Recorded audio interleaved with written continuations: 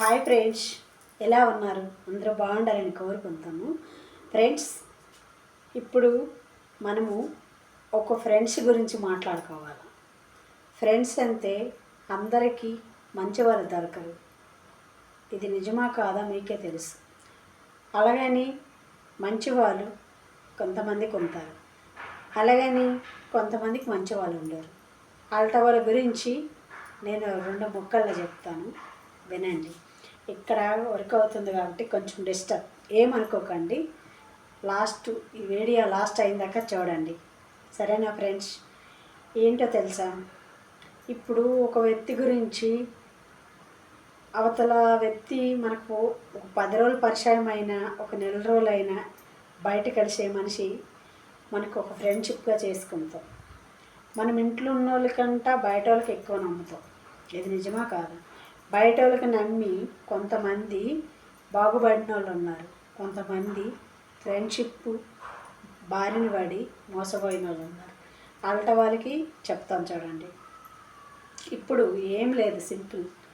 నీ ఫోను నువ్వు పదే పదే చేస్తున్నావు అనుకో, నీవు మోసం చేసిన మనుషుల గురించి, నీవు మంచోడివి, వాళ్ళకి నువ్వు ఫోన్ పదే పదే చేస్తున్నావు, కానీ నువ్వు వాళ్ళకి ఇష్టపడి వాళ్ళు నా మనుషులు అని నువ్వు ప్రేమిస్తున్నావు.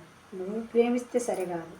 అవతల నీ నీ వీక్నెస్ పట్టుకొని వాళ్ళు నీతో ఆడుకుంటారని నీకు తెలియదు, తెలుసా? అలాంటప్పుడు నువ్వు ఫుల్గా వాళ్ళకే నమ్మి వాళ్ళే కదా వాళ్ళ ఒక్క క్షణం కూడా లేకపోతే తట్టుకోలేని పరిస్థితికి వస్తాం.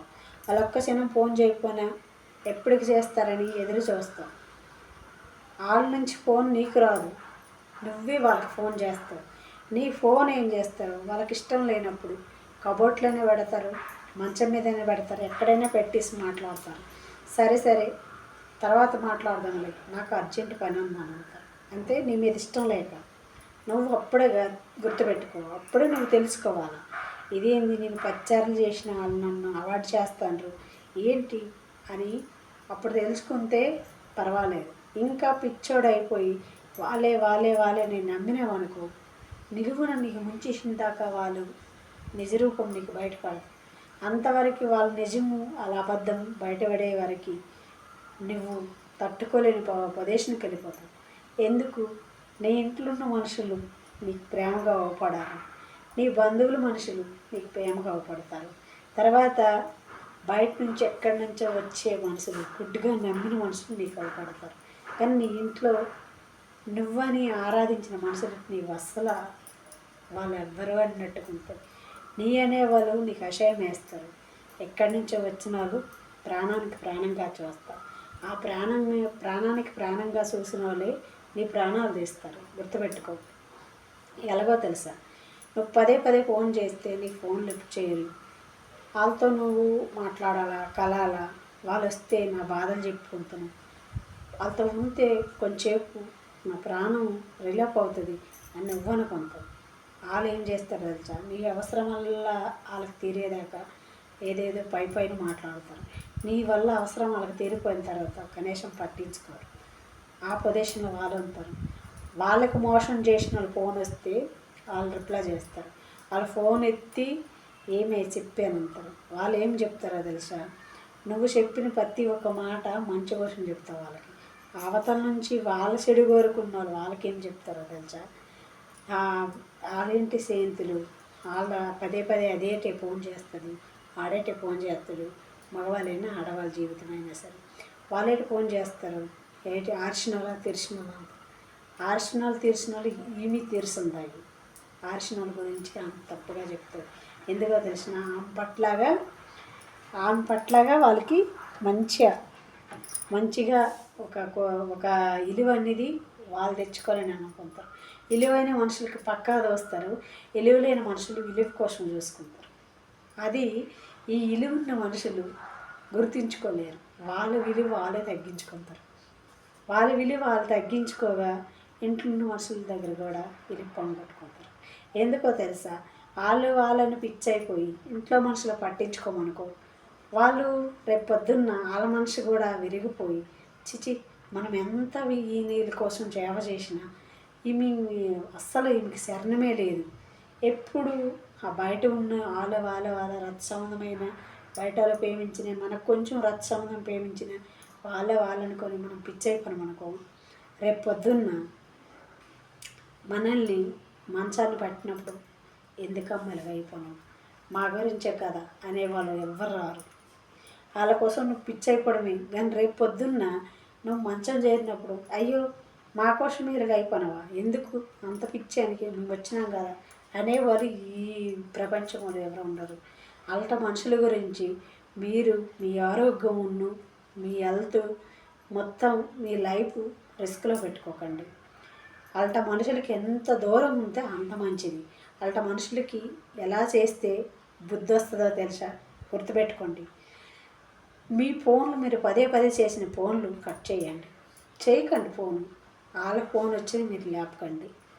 అప్పుడే వాళ్ళకి బుద్ధి జ్ఞానం మొత్తం వచ్చి మీ కాళ్ళ దగ్గరకు వచ్చి క్షమాపణ కోరుకుంది.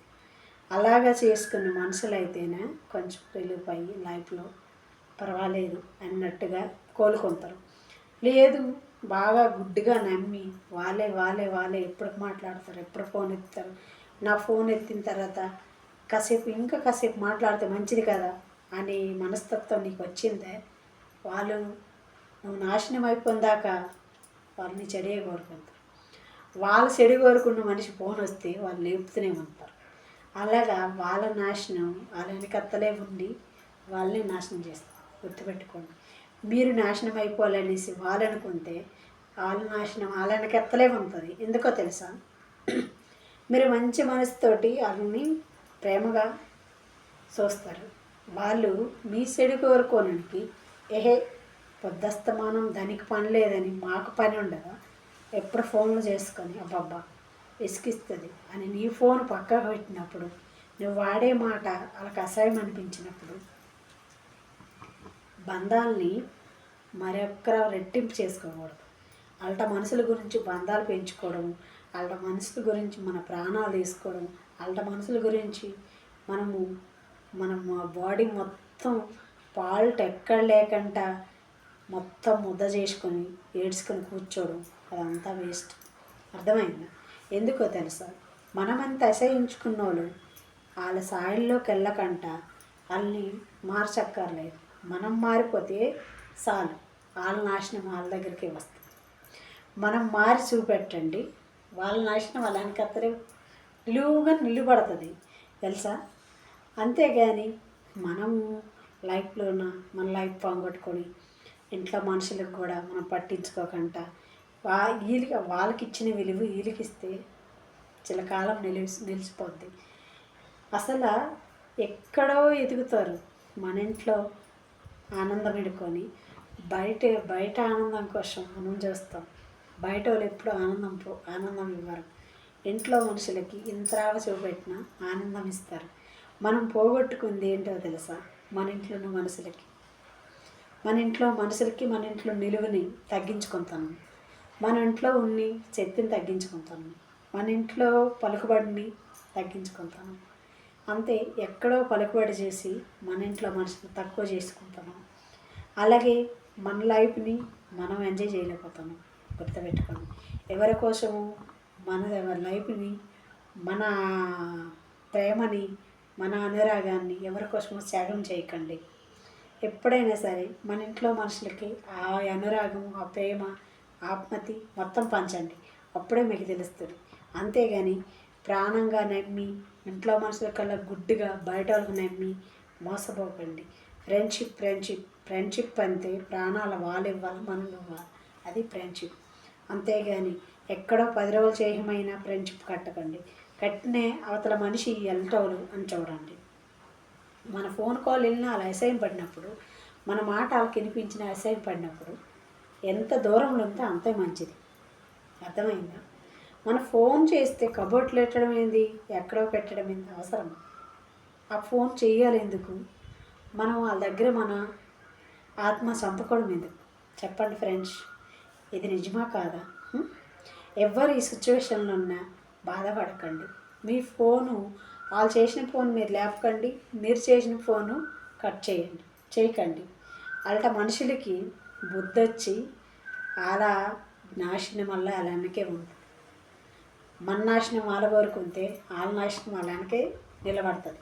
నిలువెత్తిగా నిలబడి ఎప్పుడైతే వాళ్ళు మొత్తం కోల్పోతారో వాళ్ళకే తెలిసి వస్తుంది. అమ్మ నాయన ఇంతగా మనమంత ఆరాధించి ఇంతగా ప్రేమించిన మనిషిని దూరం చేస్తాము, ఆ మనిషిది తప్పకుండా మనకి చూపెట్టిందిరా అన్ని లెక్కల్లో ఉండండి.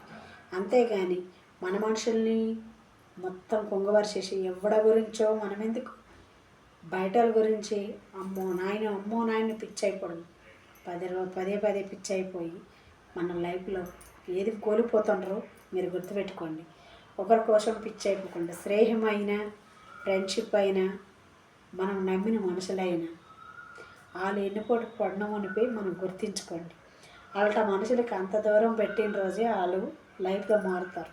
అంతేగాని వాళ్ళు ఇంకా సరే వాళ్ళ తప్పులు ఎన్ని ఉన్నా సరే మంచోళ్ళని మనం దగ్గర తెచ్చుకోను అనుకో, ఇంకా మన నాశనానికి ఇంకా బాగా దగ్గరలోకి వస్తారు.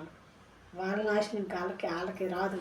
మన నాశనం దగ్గర మనకి నాశనం చేసిన కాడికి వాళ్ళ దగ్గరికి వస్తారు. వాళ్ళ మనుషులకి దూరంలో పెట్టాలి. దూరంలో పెట్టి వాళ్ళ తప్పు వాళ్ళు తెలుసుకోవాలి. అంతే. ఫోన్లు చేయలేదు, మాట్లాడలేదు అని పిచ్చి అయిపోకండి. మీరు ఎంత మీ నిర్ణయం మార్చుకొని మీ మనసు నిర్మలా గడుకొనరనుకో, అప్పుడే మీరు లైఫ్లోన శబాస్గా నిలబడతారు.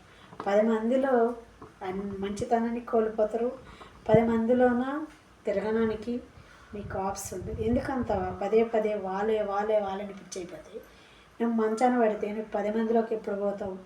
10 మందితో నువ్వు ఎప్పుడు దోస్తు కడతావు? 10 మందిలో ఎప్పుడు ఉంటావు? నీ కుటుంబంతో నువ్వు ఎప్పుడు మంచిగా ఉంటావు?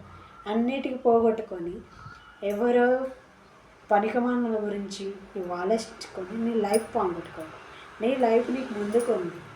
నీ లైఫ్ని పట్టుకొని నీ ఇంట్లో మనుషులు నీకు కట్టుకున్నను పట్టుకొని, ఆడదా అయితే భర్తను పట్టుకొని కదా ఏదండి ఒడ్డుకు చేరుతారు. అదే మగవాడైతే భార్యను పట్టుకొని వేదండి ఒడ్డుకు చేరుతుంది. అంతేగాని ఎక్కడోళ్ళకో స్నేహం కోసం నమ్మి, ప్రాణం కోసం నమ్మి, జీవితం కోసం నమ్మి మోసపోకండి. తెలుసా? ఏం లేదు, మీరు వాళ్ళు మీకు అవాయిడ్ చేస్తారంటే మీరు కూడా తప్పకుండా సైడ్ అయిపోండి. సైడ్ అయిపోయి ఆ తప్పు తెలుసుకొని మీ దగ్గరికి వచ్చిన వరకు మీరు వాళ్ళు క్షమాపణ కోరే వరకు మీరు ఆగిపోతే తప్పకుండా వాళ్ళు మారుతారు. సరేనా? అంతేకాని బాధపడకండి. ఇది ఫ్రెండ్షిప్లో ఉన్న మనస్తత్వం. Okay, bye friends.